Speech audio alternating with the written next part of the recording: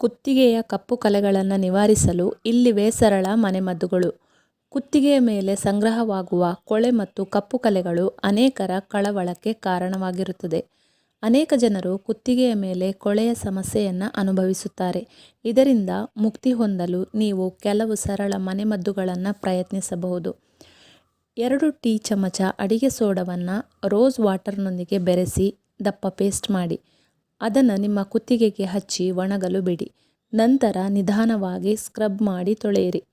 1 tea ಚಮಚ ಕಡಲೆ ಹಿಟ್ಟನ್ನು 1 ಟೀ ಚಮಚ ನಿಂಬೆ ರಸ ಮತ್ತು ಸ್ವಲ್ಪ ರೋಸ್ ವಾಟರ್ನೊಂದಿಗೆ ಬೆರೆಸಿ ದಪ್ಪ ಪೇಸ್ಟ್ ಮಾಡಿ ಇದನ್ನು ಕುತ್ತಿಗೆಗೆ ಹಚ್ಚಿ 10-15 ನಿಮಿಷಗಳ ಕಾಲ ಒಣಗಲು ಬಿಡಿ.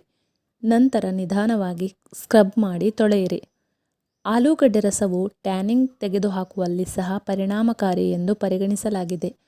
ಆಲೂಗಡ್ಡೆಯನ್ನು ತುರಿದು ಅದರ ರಸವನ್ನು ಹೊರಗೆ ತೆಗೆಯಿರಿ. ಈ ರಸವನ್ನು ನಿಮ್ಮ ಕುತ್ತಿಗೆಯ ಕಪ್ಪು ಪ್ರದೇಶಗಳಿಗೆ ನೇರವಾಗಿ ಹಚ್ಚಿ 15 ನಿಮಿಷಗಳ ನಂತರ ತೊಳೆಯಿರಿ. ನೀವು ಅದಕ್ಕೆ ನಿಂಬೆ ರಸವನ್ನು ಕೂಡ ಸೇರಿಸಬಹುದು.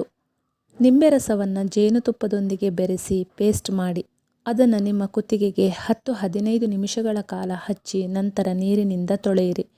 ನಿಂಬೆ ಟ್ಯಾನಿಂಗನ್ನು ತೆಗೆದುಹಾಕುತ್ತದೆ ಮತ್ತು ಜೇನುತುಪ್ಪವು ಚರ್ಮವನ್ನು ತೇವಗೊಳಿಸುತ್ತದೆ.